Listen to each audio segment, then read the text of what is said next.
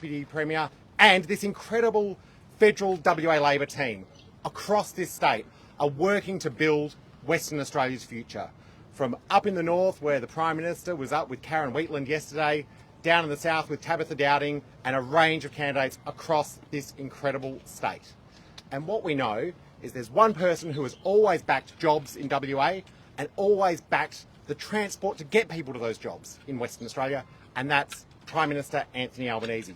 He backs the airport line, he backs Metronet, and he's here to make an important announcement about backing more public transport for Western Australia. I'll hand it to him. Thanks very much, Patrick, and thanks everyone for joining us on this beautiful day here in Perth, and particular thanks to my friend Roger Cook, the Premier of Western Australia, who had such an extraordinary result yesterday with his Deputy Rita Staffiotti, 46 seats in a Parliament of 59.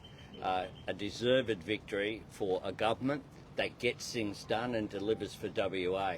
And we want to partner with WA to deliver for the residents here in this growing, thriving state that is at the centre of our national economy, not just WA's economy. And that's what today is about. We were able to travel on Trish, the ferry not named after Trish here, but named after an elephant that passed away here in WA, a famous icon. But we're able to travel from the Swan across to the electorate of Perth, because where you go around Perth at the moment, chances are you'll be in a Labor-held electorate. And that's because we understand that Australia isn't just Kirribilli House, isn't just the East Coast, isn't just engaging in Canberra. There are some public servants here in WA who will lose their jobs if Peter Dutton is elected.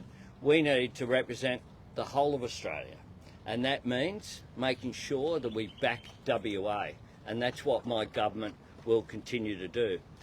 Today I'm announcing $60 million to assist with the ferry network being expanded here in WA.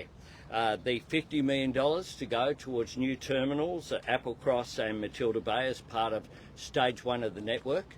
Stage 2 of the network will look at a range of other stops: Maylands, Point Fraser, Burswood, Optus, Claysbrook, Belmont and Rivervale.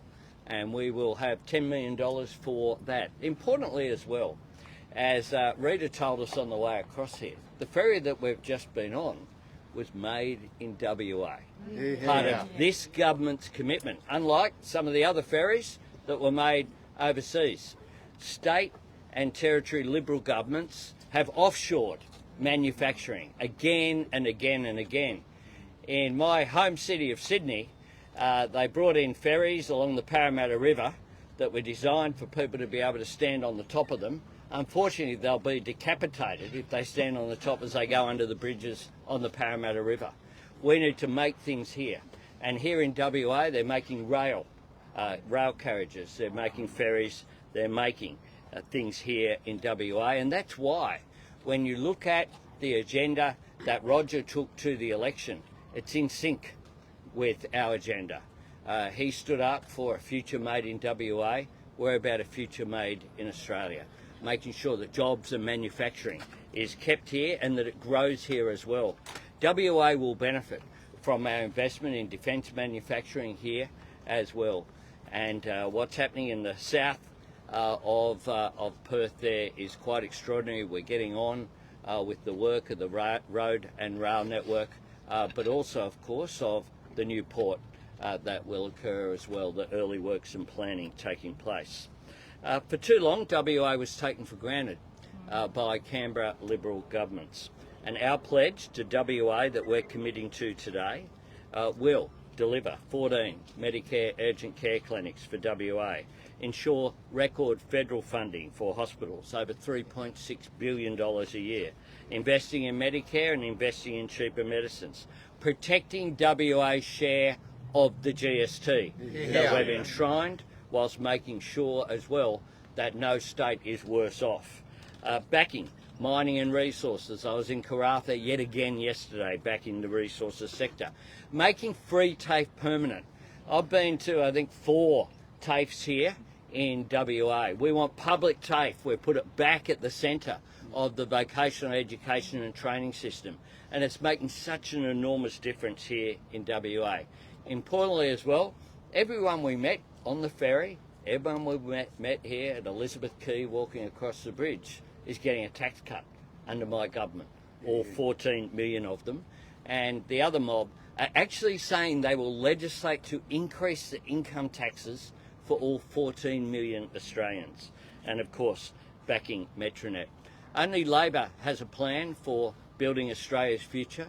Only Labor has a plan for delivering for every part of this country. And I'm so proud that I will be able to continue to work, if we're successful, with a bloke who I've known for over 40 years. Showing our age here a bit there. Thank you very much. But it's just a fact that we met in 1984. And ever since then, we have been friends. And it's amazing, if we were having a beer there at a conference at UNSW back in 1984, I reckon there would have been pretty good odds that we would have been breath tested if they had have said we'd be here today as Prime Minister and Premier. But here we are, working together with that sense of trust that comes from building relationships as well over a long period of time, just like Rita and I worked so closely together as the respective infrastructure ministers, delivering projects like Gateway WA, the largest ever road investment from the Commonwealth here in WA. So I'll hand to the Premier, and then we're happy to take some questions. Thank you, Prime Minister. It's great to have a local back here in WA, in Anthony Albanese. It's wonderful to welcome him back to Western Australia. Albo gets WA, and it's always great to welcome him back to talk about how we can continue to work together on great plans for Western Australia. And our Metronet on Swan is an important vision that we have for WA to activate the Swan River, to make sure that it's used by more people as part of their daily commute or moving and living inside the city. The partnership that we have with the Albanese Labor government will help bring this vision alive. And I know the Deputy Premier and Minister for Transport, Rita Saffioti, has been working tirelessly on the plans of how we can continue to make Metronet on Swan a reality. Western Australia is benefiting from the strong working relationship that we have with the Albanese Labor government, and we hope to continue to build on that relationship as we diversify Western Australia's economy and we continue to drive our Made in WA plan. And my government has a proven track record when it comes to manufacturing. We want to make more things here. There's no better example than Metronet. In the 1990s, the Liberals killed railcar manufacture in WA. They killed it, and we are bringing it back to life. We're already starting to produce our Metronet rail cars, our C series, which are now ploughing up and down the length and breadth of the Metronet network. We've just travelled across on Trisha the ferry, which was made in WA. And of course, just a week before last, we celebrated the rolling off the production line, the first iron ore rail car manufacturing processing facility here out at Gemco in Forestfield. And our bold, new, exciting vision for Metronet on Swan is to see ferries manufactured here in Western Australia. We can do this stuff. We're proving it time and time again, and we're excited about the partnership with the Albanese Labor government to continue to drive more jobs in Western Australia through a great manufacturing partnership with the federal government. Just like our Metronet trains, we'll have electric ferries as part of the Metronet on Swan project.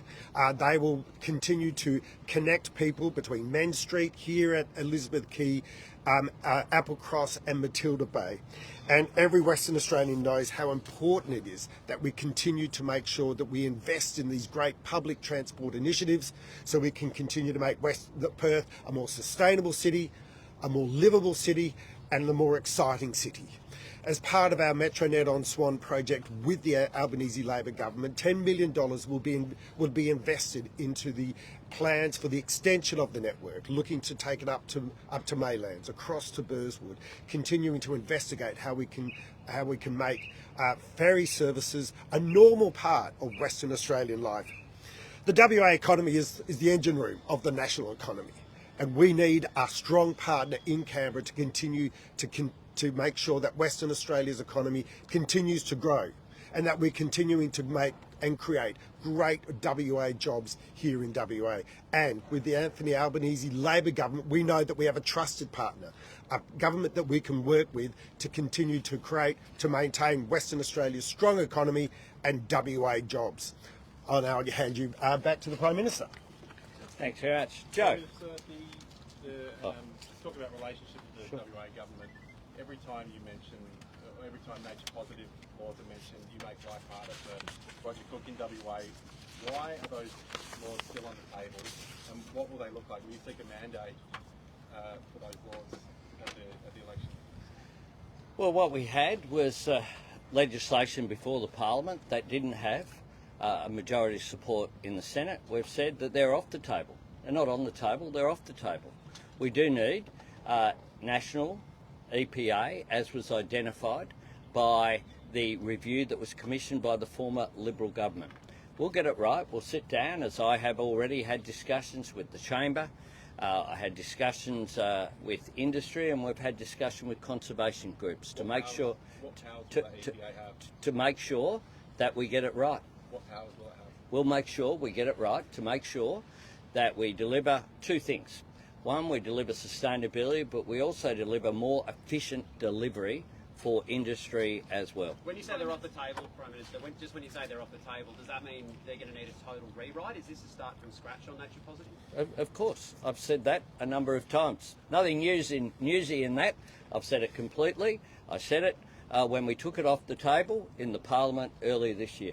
Prime Minister, it's well known that WA delivered a majority government in 2022. You've been here for a few days and before. I mean, what's your feel? Why are you confident that you'll hang on to those seats that you won from the Liberals last time? You know what? Sam, where's Sam? Sam. Tanya Lawrence has had a health issue, but she'll be around tomorrow. Zanita. Who else we got? Tracy. They're guns. What I have done is make sure around this country, one of the distinctions of this election campaign is I've gone around, I met this woman here, Trish Cook. We had a meeting, we had a long chat. Nothing says WA like a nurse who used to work on the offshore oil and gas sector. She is a fantastic candidate in Bullwinkle. I have been with Karen Wheatland now in Kununurra, in Karratha yesterday.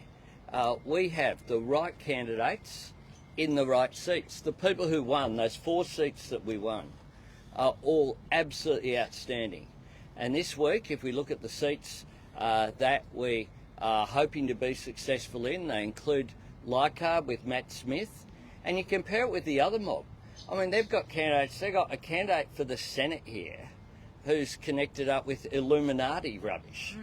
I mean, that is who they are running in seats. They've got a bloke in Queensland, in Leichhardt, in a held LNP seat, who's a cooker who blames feminists for US election results.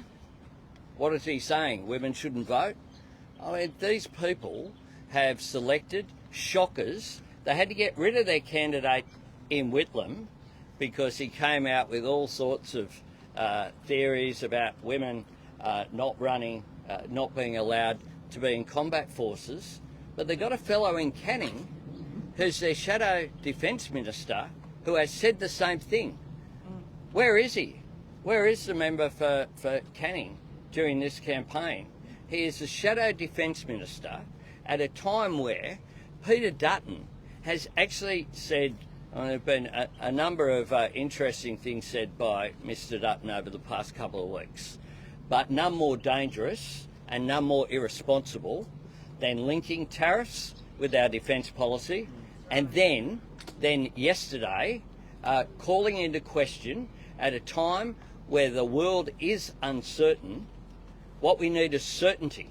What we need is bipartisanship on issues of defence policy, not this nonsense that he has tried to peddle there yesterday in saying the AUKUS will be under some cloud if my government is re-elected. It's my government that have put the detail into what was a positive idea that we backed.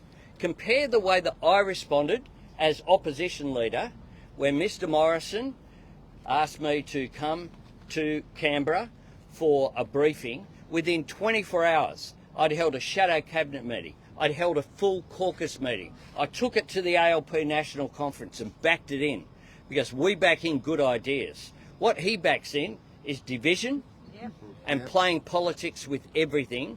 And I think that the comments he has made on defence show him to be irresponsible, and the fact that Mr Hastie has gone missing during this campaign says a lot as well. Prime Minister, we've seen Josh Burns in McNamara choose to run an open preference ticket, breaking from the usual practice of suggesting voters put the Greens second. This is of course due to the intricacies of that electorate. Considering the Greens' divisive views, for example, on the CFMEU, will Labor run open tickets in other electorates, including in Griffith, or perhaps across all electorates in the country? You know what the Labor Party wants? We want a number one next to the name of all these people. That's my concern. That's my concern. If people put a number one next to Labor and we finish first or second, all the rest doesn't matter. I want it to be formal. I want people to vote number one for the Labor Party. PM, can I ask your candidate, Trish Cook, question, Sure. please? Ms Cook, given what we've just heard, Josh Burns is running an open ticket, and giving the Greens' view on issues important to WA like mining, will you be directing voters to preference the Greens ahead of other candidates in your electorate? Well, that is a matter for the party, but how to vote card will come out very shortly. And will it preference the Greens above other parties? Can I ask the same question to Victor? No, you've asked once. Thanks, with respect. The party decides preferences, and the party will do that. Thanks. Kate Chaney recently copped a bit of blowback. Sorry? Kate Chaney recently copped a bit of blowback when she said that the seat of Curtin wasn't a win at all costs for her. You've said in many interviews that when you got into politics, you didn't have the design of being Prime Minister. How badly do you want to be PM after May 3rd? What do you reckon? You've been with us the last couple of weeks. Make your own assessments. I'm working, but I've worked each and every day. Look, it's an incredible privilege to be Prime Minister of Australia. It isn't something. When I went into politics, you know, if you grow up like I did in public housing with a single mum, you hope to be able to get ahead in life. That's what the Labor Party stands for. We stand for no one left behind. We'll look after the vulnerable, but no one held back. We're the party of aspiration. I've lived that experience. Education is the key to it. That's why the education deal that myself and Roger signed here in WA, and I pay tribute to him. This was the first state to sign up to better and fairer funding for schools, and that will make an enormous difference. Yeah, we'll go round. We'll go round that way. On integrity, Prime Minister. Sure. You mentioned in your opening remarks public servants. Both sides of politics want a more efficient public servants, that's what we're told. The Independent National Audit Office is being starved of funds, and the Albanese government is on track to produce, under the Albanese government, there should be less reports in the Morrison government, fewer reports. David Littleproud on Thursday described the Audit Office as a bunch of Canberra bureaucrats who don't understand the regions. WA regions would be part of that. Will you back the National Audit Office? Will you restore proper funding for that body? We've restored proper funding for Australia's public service across the board. We stand for giving respect to public servants. I noticed that in the slush funds that the Nats have announced, where they're going to, someone needs to go back to school. They've announced that any bonuses from revenue will not go into pay down debt, will go into creating funds that will, of course, create more debt. I mean, it's an extraordinary thing. And then they've said that the grants that are created in these funds won't be competitive grants. They'll be handed out. It'll be back to the old pork barrelling, back to the old colour-coded spreadsheets, back to the old handing out for their mates. That is what they've announced. We respect the public service and we're funding them properly. And we're funding the public service. And they did a good job. The public service should be properly funded. Katina. You said just before you will go back to the drawing board on nature positive. When you put it to Parliament next time, will you not split the EPA off from the rule changes, given that that has given you limited bargaining power? I've said what we'll do is we'll sit down with industry. We'll sit down with the industry and we'll sit down with environmental groups. That's what I've said. We have something to work from. Everyone who you meet with, including, encourage you to talk to the locals here, Rebecca, who runs the local chamber here. I've had discussions with her and others. People want a national EPA because the Howard government's legislation is not fit for purpose. We'll get it right. The Oz. While you were in the union, the Pilbara yesterday, union organisers were also up there. They're trying to set up EDAs with Rio, with BHP. The mining sector worries that your changes are going to reunionise the Pilbara. Why shouldn't the mining sector fear your changes? Trade unions exist. They've existed for quite some time. It's why we don't have kids working in mines. That's why we don't have it. That's just a fact. And so I'm not sure what the basis of the question is. People do have a right to join unions, like unions should be responsible in everything that they do as well. I think that there are common interests between unions and employers. Common interests, and I want to see those common interests work in the interests of the nation. Yep, just in front here. Well, you did have your hand up. Nope, round to here. And then we'll go. Approaching week 3 is the clear front runner in this election campaign. The opposition says you've become cocky. Are you cocky or confident ahead of the Labor? No, I'm take nothing for granted. We've had there are a range of things they're trying to distract from their own campaign. The fact that we have gone through the first couple of weeks of a campaign without changing our policies, our key policies every day, is a contrast which is there. They're trying to distract from everything but talking about what they need to cut for their $600 billion nuclear plan. They have a gas plan that is gaslighting the Australian public, that actually doesn't deliver anything at all. On other policies, I mean, who knows what their plan is on public servants. They've had 4 different positions during a 2-week campaign on their policies across the board. They make these assertions about things costing tens of billions of dollars without anything to back it up. Peter Dutton continues to be Peter Dutton. He's been that for 3 years. People will have an opportunity to vote. Labor has been in government for less than 1/3 of the time that we have been around since 1891. We take nothing for granted. Elections are really tough to win, and no Prime Minister has been re-elected, having been elected by the people, since John Howard in 2004. So it is more than 2 decades. So we have a mountain to climb. We're walking up. We're nowhere near there yet. And I take absolutely nothing for granted. But we also are putting in place a clear strategy going forward, clear policies going forward. I'm back in Perth. I launched my campaign here in 2022. People said, why are you doing that? I said, because I want to represent the whole country, and WA is really important. I'm back here again in WA because guess what? WA is not just still important, it's more important than ever given the changes in the economy and the opportunity that is here in WA. PM on Liberal candidates, PM. Here. 50 countries, including the US, participated in a Ukraine contact group meeting last night talking about enduring peace in the future. Where's the ADF up to, and where are you up to in terms of a potential peacekeeping contingent being set there? Well, there's got to be peace to have a peacekeeping force, and that is what I have said. But Australia stands with Ukraine unequivocally. I mean, that's another change that has occurred.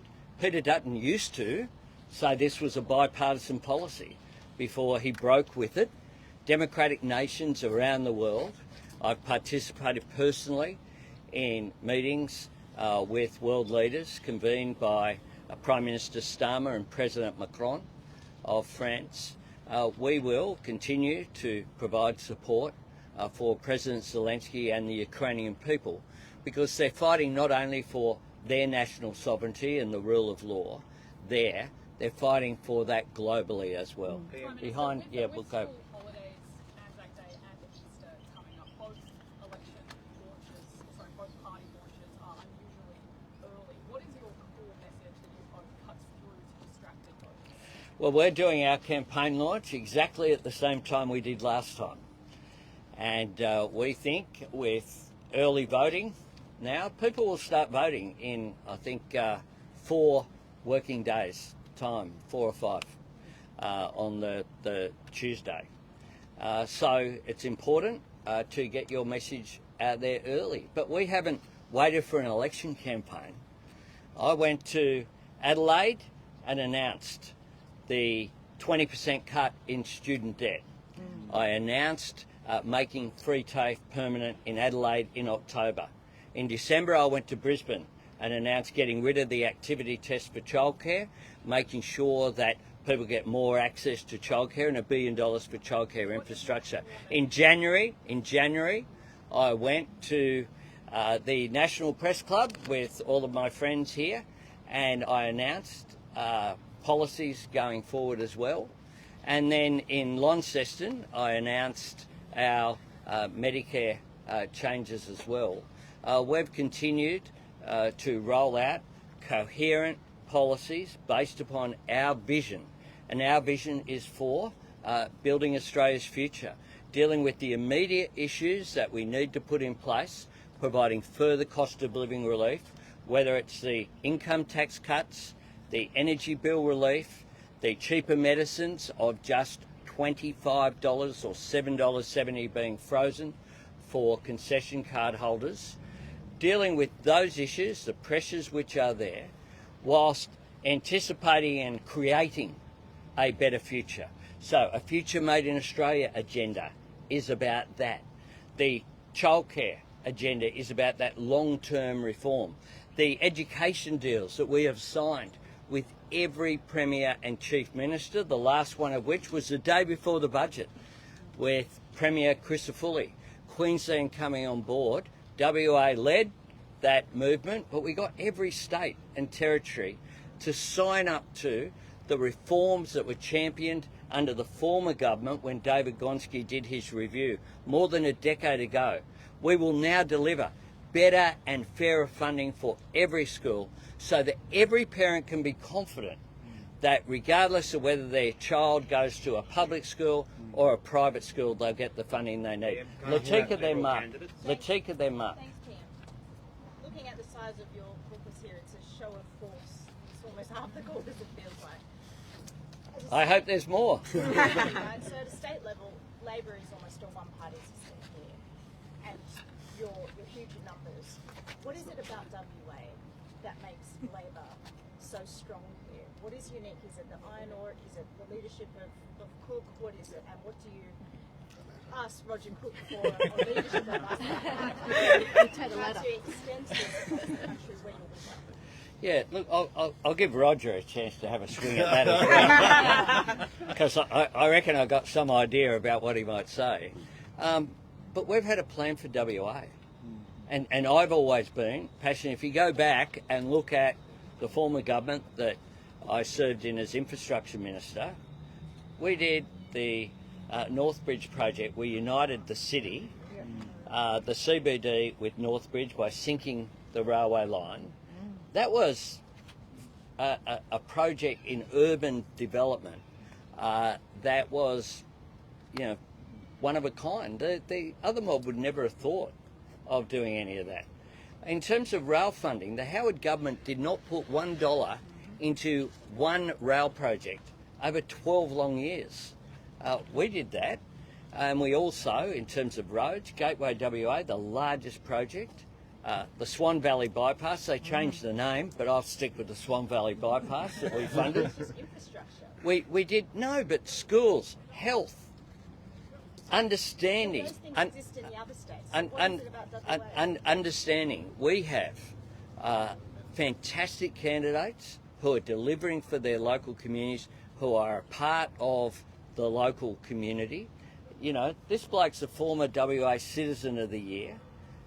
He's someone who speaks multiple languages. I've been in Tangney on multiple times, and he's the right candidate for that seat. Josh Wilson is the right candidate for Freo. Zanita's the right candidate for Swan. Trish is the right candidate for Bullwinkle. Getting it right, not taking people for granted. And the truth is that the WA Liberals used to have significant figures. Matthias Cormann, Julie Bishop were significant figures. They're gone. And the factional disputes in WA mean that the WA Liberals are too busy fighting each other to fight for the people of WA. That is the problem that they have, but I'll ask Roger to make some comments. Well, PM, you nailed it. Look, I think people are looking to their local governments and their national governments for a plan to make sure that they will continue to keep the economy strong, that we'll have a plan for jobs, but not only jobs for now, jobs for the future, jobs for their kids, jobs for their kids' kids. And that's what the Western Australians were responding to in the last state election. They want a government which has a plan. And from the WA Liberals, there was no plan. There were no policies. There was no alternative. And that's the parallel you see in this election. Anthony Albanese is articulating a plan for the country to continue to grow jobs, to continue to make sure that we can adapt to a changing global environment. And that's what the people of Australia are responding to, that strong leadership.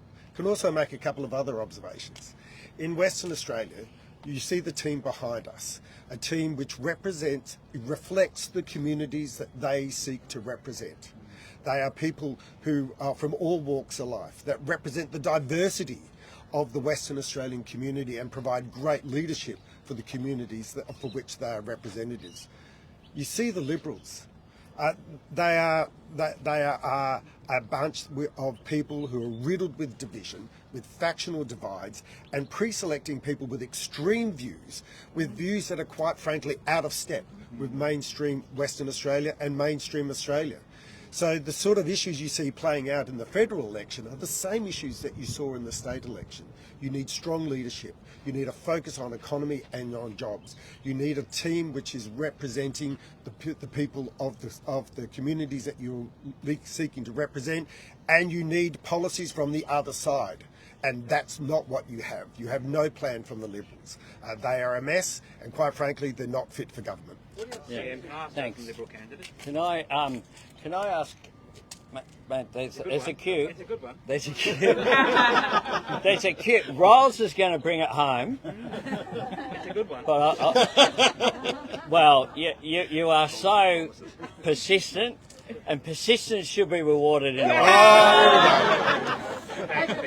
You've raised a number of Liberal candidates across the country whilst you're here. You mentioned the fact they had to dump a candidate in Whitlam over his views on the ADF, the candidate in Leichhardt too, and there was a candidate in Sydney that sparked complaint amongst parents for handing chocolate out to kids straight outside a primary school. One, can I get your thoughts on that? But two, are you confident that all of the candidates that you have running for seats across the country will still be endorsed by the Labor Party when you get to polling day? Can I make this point about that? The bloke who's running in Bennelong for the Liberal Party has been in trouble for non-declaration of donations. He's the bloke who Peter Dutton went to a fundraiser for and made a suggestion about what's colloquially been referred to as the golden ticket visas, or cash for visas, some people have called it. So if you have enough money in Australia to come to Australia. You can pay for a visa and get in. That was at the fundraiser, you might recall.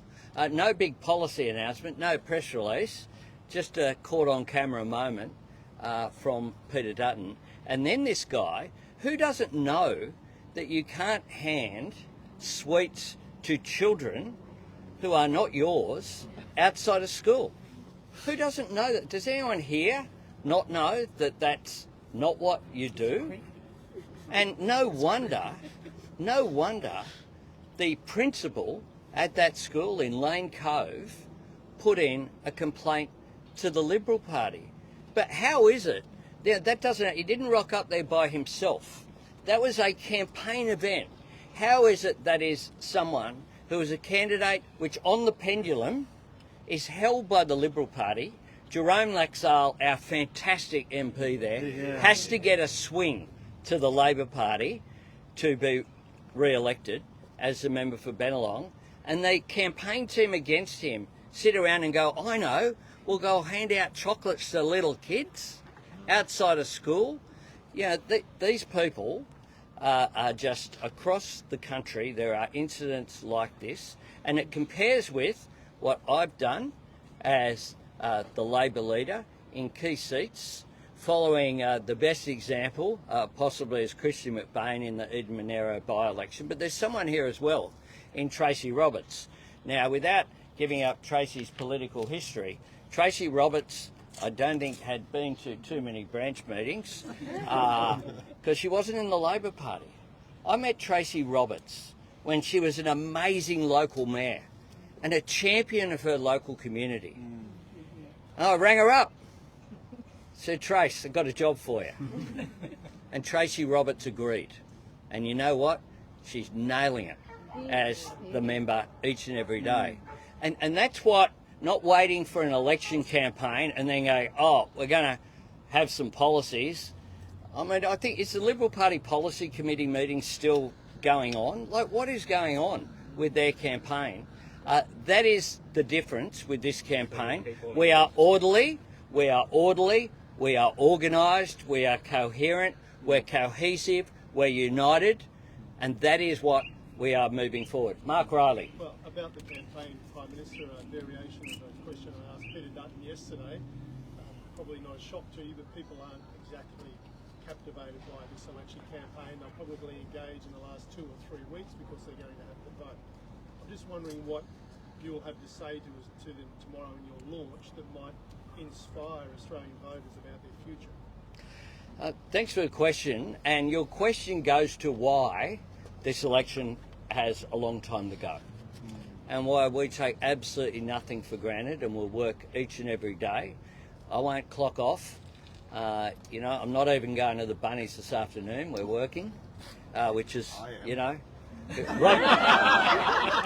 Roger is actually representing me this afternoon at the South event this afternoon, and we'll proudly do, and I'm going to give him Bunny's cap because I've got a few to spare. But we don't take it for granted. You're quite right in identifying that a lot of people will clock on because for many people, politics is not what they think of when they wake up in the morning. We understand that. And that's why our offer is threefold. The offer of what we have done, wages down, wages up, inflation down to 2.4%, unemployment low with more than 1 million jobs created, interest rates starting to fall, they started to rise before the election. We'll talk about that, what we've done in cheaper childcare, cheaper medicines, the delivery that we've put in place, restoring Australia's place in the world. But that's not enough, our offer. And you'll see more of the offer tomorrow, but we've already put substantial amounts out.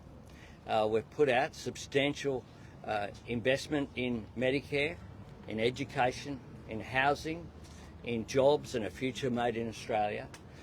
We'll have some more announcements at our campaign launch tomorrow, but we will also, as people focus before the election day on May the 3rd, I think people will ask themselves, after less than 3 years since the Morrison government lost office, where some of the most competent people in the Morrison government have left, where smaller Liberals like Simon Birmingham, Christopher Pyne went a while ago, Paul Fletcher, will the last moderate in the Liberal Party turn the lights off when they leave?